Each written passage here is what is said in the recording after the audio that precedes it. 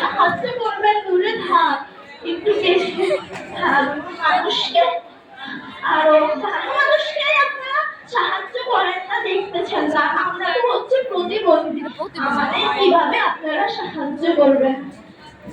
এই সমাজের মানুষ কেমন জানি, সাহায্য করা তো দূরে থাকে, আমাকে আরো ফেলে দিল, আমার মাথাটা ভেঙে গেল মনে হয়, আমি তো আর হাঁটতে পারবো না, আমাকে একটু সাহায্য করুন না ভাই। ধন্যবাদ।